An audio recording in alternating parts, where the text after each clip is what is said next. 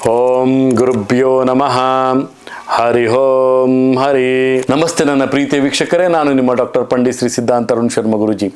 ವಿಶೇಷವಾಗಿ ಇವತ್ತಿನ ದಿನ ನಾವು 6ನೇ ದಿನ, ನವರಾತ್ರಿಯ 6ನೇ ದಿನ, ಕಾತ್ಯಾಯಿನಿಯ ಒಂದು ಮಹಾಪೂಜೆಯ ಒಂದು ದಿನ. ವಿಶೇಷವಾಗಿ ಈ ಒಂದು ಕಾತ್ಯಾಯಿನಿಯ ಒಂದು ಪೂಜೆಯನ್ನು ಯಾರು ಮಾಡ್ತಾರೆ ಅವರ ಮನೆಗೆ ಮತ್ತು ಆ ಒಂದು ಪರ್ಟಿಕ್ಯುಲರ್ ವ್ಯಕ್ತಿಗೆ ತಾಗಿದಂತಹ ದೃಷ್ಟಿದೋಷಗಳೆಲ್ಲ ವಾಸಿಯಾಗುತ್ತೆ ಅಂತ ಒಂದು ನಂಬಿಕೆ. ಇಲ್ಲಿ ವಿಶೇಷವಾಗಿ ಪೌರಾಣಿಕ ಒಂದು ಕಥೆಯ ಪ್ರಕಾರ ಮಹಿಷಾಸುರನ ವರ್ಧನೆಗಾಗಿ ವಿಶೇಷವಾಗಿ ತಾಯಿ ಜಗನ್ಮಾತೆ ಕಾತ್ಯಾಯಿನಿಯ ಒಂದು ಸ್ವರೂಪವನ್ನು ತಾಳ್ತಾಳೆ. ಕಾತ್ಯ ಅನ್ನುವಂತಹ ಒಬ್ಬ ಋಷಿ ಮುನಿ ಅವನಿಗೆ ಸ್ವತಃ ತನ್ನ ಪಾರ್ವತಿ ದೇವಿಯ ತನ್ನ ಮಗಳಾಗಿ ಬರಬೇಕು ಅನ್ನುವಂಥ ಆಸೆಯಿಂದ ಕಠೋರ ತಪಸ್ಸುಗಳನ್ನು ಮಾಡ್ತಾನೆ.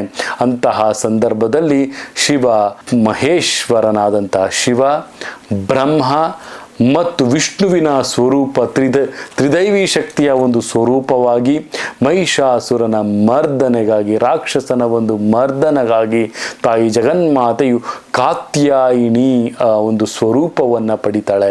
ಕಾತ್ಯಾಯಿನ ಸ್ವರೂಪವು ದೃಷ್ಟಿದೋಷಗಳನ್ನು, ಮಾನಸಿಕವಾದಂಥ ಖಿನ್ನತೆಯನ್ನು ಮತ್ತು ಮನೆಯ ಒಂದು ಯಾವುದೇ ರೀತಿಯ ಒಂದು ದೃಷ್ಟಿಗಳನ್ನು ನಾಶವನ್ನು ಮಾಡಲಿಕ್ಕೆ, ಎಲ್ಲ ರೀತಿಯ ಒಂದು ಕೃತಮಾಕಾರಕ ದೃಷ್ಟಿಯಾಗಿರ್ಬೋದು, ಪ್ರಯೋಗಗಳಾಗಿರ್ಬೋದು, ಇಂಥ ಒಂದು ನೆಗೆಟಿವಿಟಿ ಎನರ್ಜಿಗಳು ಏನಿರ್ತವೆ ಅದನ್ನೆಲ್ಲ ಸಂಹಾರ ಮಾಡುವಂತಹ ಒಂದು ಶಕ್ತಿ ಕಾತ್ಯಾಯಿನಿ ದೇವಿ ಹೊಂದಿರ್ತಾಳೆ.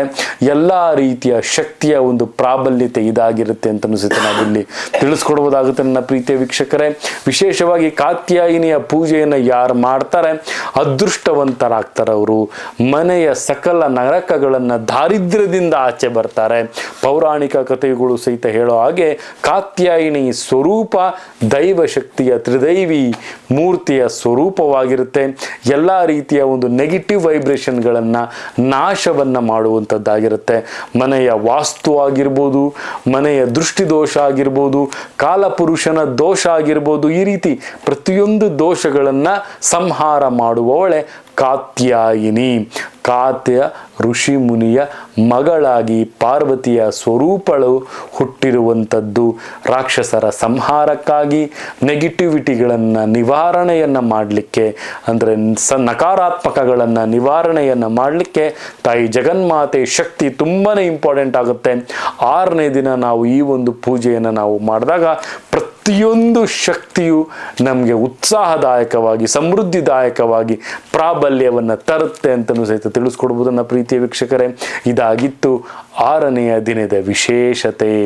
ಇದೇ ರೀತಿ ನಮ್ಮ ವಿಡಿಯೋನ ಲೈಕ್ ಮಾಡಿ, ಶೇರ್ ಮಾಡಿ, ಕಮೆಂಟ್ ಮಾಡಿ ಮತ್ತು ಪ್ರತಿಯೊಂದು ವಿಚಾರಗಳನ್ನು ಸಹಿತ ನಮ್ಮ ಒಂದು ವಿಡಿಯೋದಲ್ಲಿ ತಾವು ನೋಡ್ಬೋದು ಅಂತ ಹೇಳ್ತಾ, ನನ್ನ ತಾಯಿ ಜಗನ್ಮಾತೆ ಶ್ರೀ ಕೊಲ್ಲೂರು ಮೂಕಾಂಬಿಕಾ ದೇವಿ ಪ್ರತಿಯೊಬ್ಬರಿಗೂ ಸಹಿತ ಆಯುರ ಆರೋಗ್ಯ ಆಯಸ್ಸು ಕೊಟ್ಟು ಕಾಪಾಡಲಿ ಅಂತ ಹೇಳ್ತಾ, ಸರ್ವೇ ಜನ ಸುಖಿನೋ ಭವಂತು, ಸರ್ವ ಮಂಗಳಾನಿ ಭವಂತು.